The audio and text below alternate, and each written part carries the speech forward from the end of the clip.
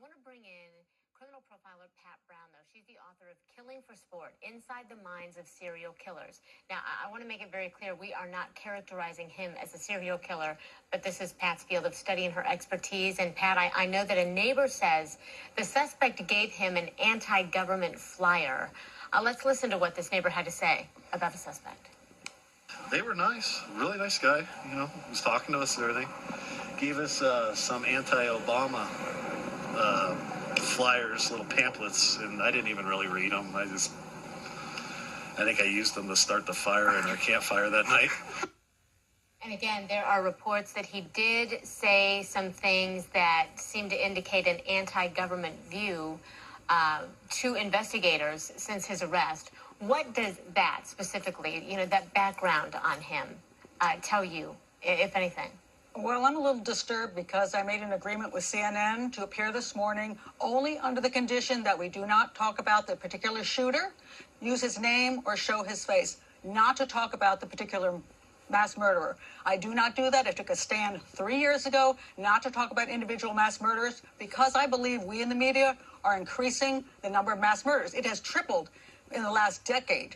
And it's my belief that the notoriety we give them does this. And I came on this morning to talk about the media's role and responsibility in stopping talking about the mass murderers. We don't need to do that. They're the same mass murder every time. All we need to say is this: an attention-seeking psychopathic loser has committed a heinous crime, and we're not going to talk about him anymore. The motive is always the same: power, control, and attention in the media. And that is what we're giving him every time we talk. We need to stand down as a country and say we don't need to hear any more about these mass murderers. We're just going to stop talking about them. We're not going to name them. We're not going to show their face. And we're not going to sit here and discuss forever and ever and ever what his motive is, because it doesn't matter. He's a horrible criminal. He's committed a heinous crime. Put him away, and that is the end of it. Okay, I understand that, and I respect your views on that, surely.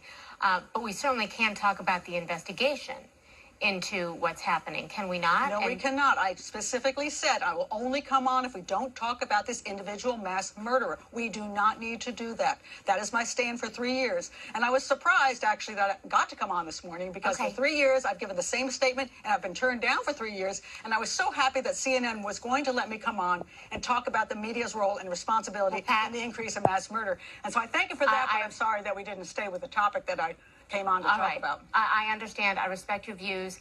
And, I thank you for coming on. Thank you. Absolutely.